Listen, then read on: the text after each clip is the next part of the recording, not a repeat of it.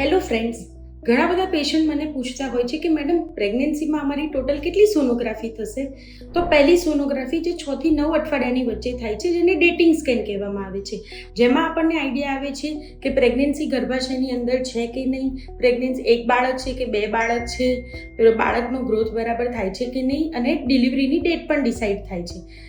Second sonography છે NT-NB scan, જે 11 અઠવાડિયાથી 13 અઠવાડિયાની વચ્ચે કરવામાં આવે છે, જેમાં જીનેટિક માર્કરનું સ્ક્રીનિંગ થાય છે, પ્રેગ્નન્સીમાં બીપી કે એવું કશું આવશે કે નહીં તેનું પણ સ્ક્રીનિંગ થાય છે અને બાળકનો ગ્રોથ જોઈ શકાય છે.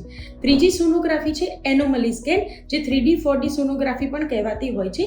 જે મેઇન સોનોગ્રાફી છે ખોડખાપણની સોનોગ્રાફી કહેવાય છે, જેમાં બાળકમાં મોટાભાગની 95% જેટલી ખોડખાપણ આપણે ડિટેક્ટ કરી શકીએ છીએ અને નવી ટેકનોલોજીના આધારે આપણે એમાં બાળકનો ફેસ પણ જોઈ શકીએ છીએ.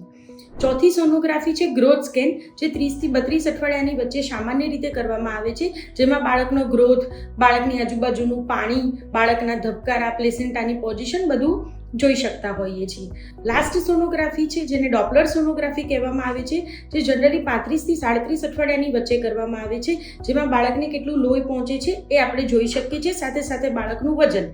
અને આ બધી જ સોનોગ્રાફીની સિવાય ઘણા બધા પેશન્ટમાં બાળકનું રિસ્ક ફેક્ટર કે મધરને કોઈ રિસ્ક ફેક્ટર હોય તો બીજી એડિશનલી સોનોગ્રાફી જેમ કે ગ્રોથ સ્કેન છે, રિપીટેડલી ડોપલર, આ બધી વસ્તુ કરવામાં આવતી હોય છે. Thank you.